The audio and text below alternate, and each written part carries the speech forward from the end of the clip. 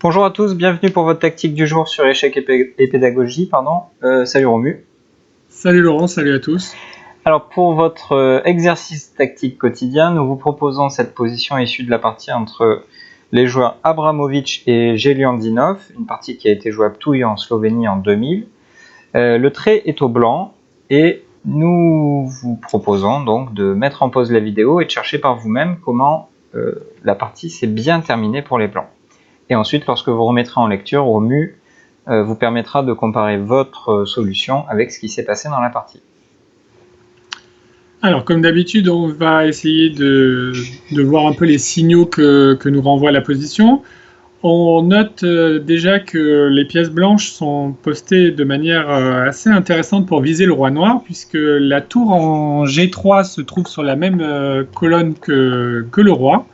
Donc bien sûr, il y a deux pions entre les deux, mais quand même, il y a un vis-à-vis qui peut avoir son importance.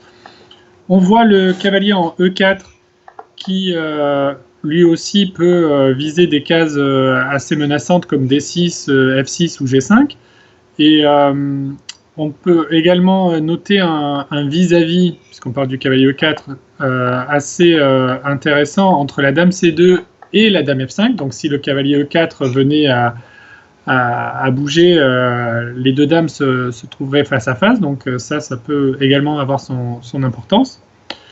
On note également que notre tour C5 est en l'air, elle est attaquée par le cavalier en E6 qui fait office de défenseur avec la dame F5, ce sont les deux pièces qui protègent, ou en tout cas qui essaient de protéger le roi noir.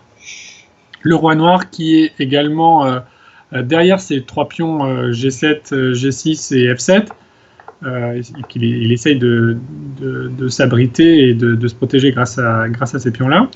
La tour A8 ne joue pas de rôle particulier dans la position.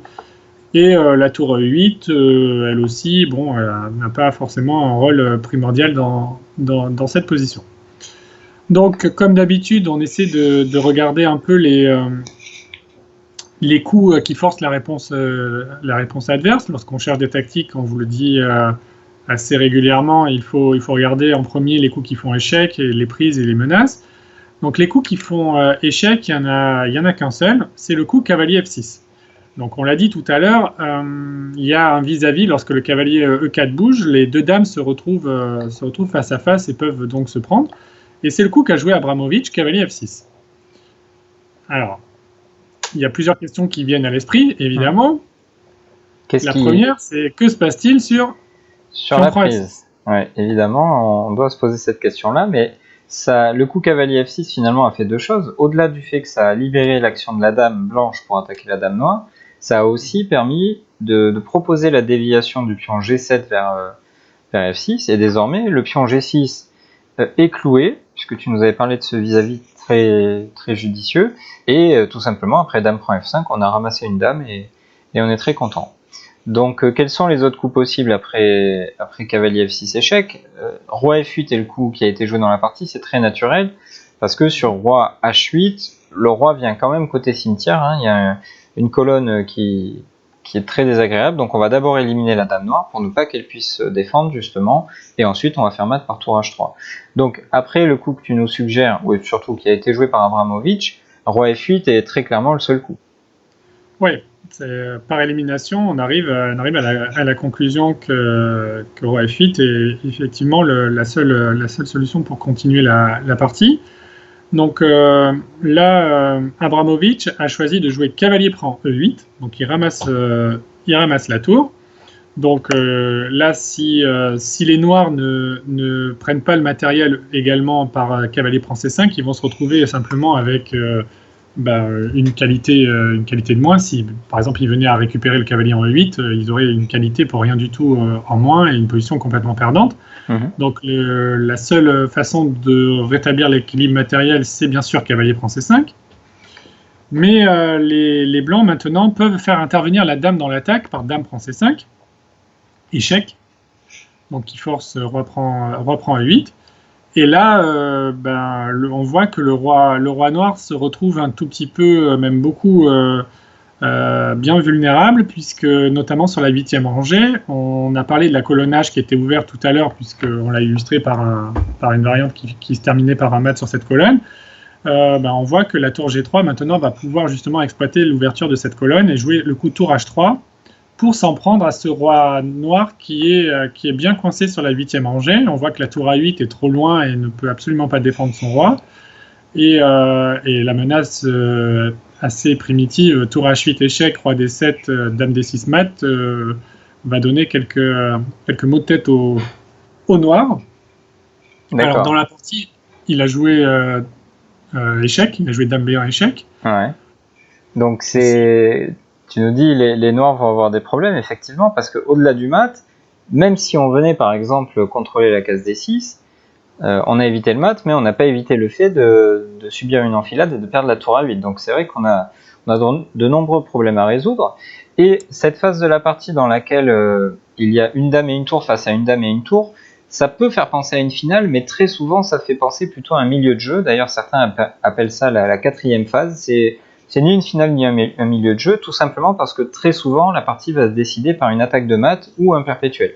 Parce que la dame et les tours peuvent constituer un couple assez fort pour s'en prendre au roi de l'adversaire.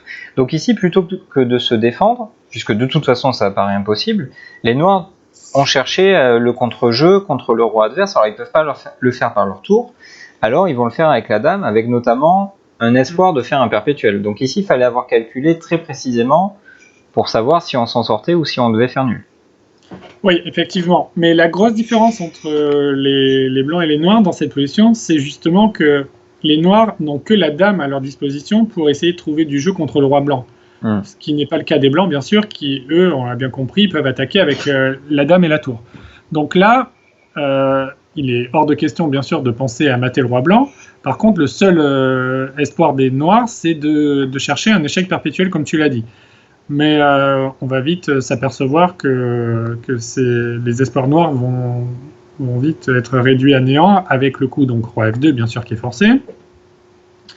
Donc là sur dame prend B2 échec on jouerait tout simplement roi F3 et on voit qu'il n'y a plus aucun échec pour les noirs. Toutes les cases d'échec sont contrôlées, les cases A3, B3 et C3 et donc les blancs vont reprendre la main.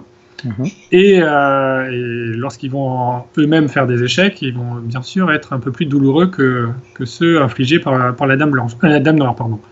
Okay. Donc après roi F2 dans la partie Zeliandinov, je vais y arriver, à jouer dame F5 échec.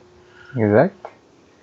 Dame F5 échec. Et là, il faut juste être un peu vigilant et faire en sorte justement de bien mesurer la gravité des échecs des noirs. Et en jouant le coup roi E3, on limite les échecs des noirs, puisque le seul échec c'est dame G5. Roi D3. Et là, on s'aperçoit que le roi va trouver un abri assez sûr sur l'aile dame. Et on ne craint pas l'échec en F5 parce qu'après donc dame F5 échec, on jouerait simplement roi C3 et là pour le coup il n'y a plus d'échec. Et là c'est le même scénario qu'on a évoqué tout à l'heure, à savoir tour H8 qui arrive de manière imparable. Donc il existe quand même une autre idée, c'est que désormais avec la dame sur G5, on a une option défensive sans faire échec qui serait de jouer tour D8 en se disant d'une part j'ai évité de perdre ma tour en cas de tour E8 échec, et d'autre part, après tour H8 échec, roi D7 et dame D6 qui était prévu, j'arrive à me cacher grâce à roi C8. Alors que précédemment, après dame D6, j'étais mat tout simplement. Donc est-ce que cette technique peut être valable? J'ai fait plein d'échecs pour amener ma dame sur la case idéale de défense, semble-t-il, pour défendre ma tour, et maintenant j'attends. Alors, c'est une belle idée de défense, effectivement, qu'a joué joueur avec les noirs, mais comme à chaque fois que votre adversaire ou vous-même vous jouez un coup, il y a, on l'espère, une idée, mais il faut toujours chercher un inconvénient. Et donc l'idée, on l'a bien compris, c'est défendre la tour D8 et ainsi permettre au roi noir de fuir sur l'aile dame. Mais l'inconvénient, c'est le vis-à-vis entre la dame C5 et la dame G5. faut toujours surveiller ce genre de choses et qui peuvent donner lieu à des tactiques. La dame G5 n'est pas protégée et elle est en vis-à-vis avec la dame C5. Alors pour l'instant, ça a l'air innocent, mais après le coup tour H8 échec qui force roi D7, là on comprend que c'est pas tout à fait aussi innocent que ça, puisque maintenant on a la possibilité de faire un E6 échec assez désagréable qui pique un peu, puisque après E6, la dame G5 se retrouve en l'air forcément, et donc les noirs ont abandonné puisqu'ils perdent la dame et la partie avec. Exact, ouais. Donc finalement, cette tactique est un petit peu dans un style différent de ce qu'on présente généralement. Alors il y a eu un pseudo-sacrifice au début avec cavalier F6, mais finalement, il s'agissait surtout d'être précis dans le calcul, de voir relativement loin. La solution en tout et pour tout jusqu'à 9 E6, enfin jusqu'à E6 fait donc 9 coups, et il fallait avoir été précis, avoir vu qu'il n'y avait pas de perpétuel et avoir vu jusqu'à ce dernier petit détail par E6. Donc parfois la tactique est très spectaculaire, mais parfois c'est surtout une question de précision. Ouais, complètement. Ouais. Ok. Eh bien, merci beaucoup Romu pour cette présentation limpide. On espère que vous avez apprécié cette tactique précise et on vous donne rendez-vous dès demain pour votre prochaine tactique du jour. À bientôt. Au revoir, à bientôt.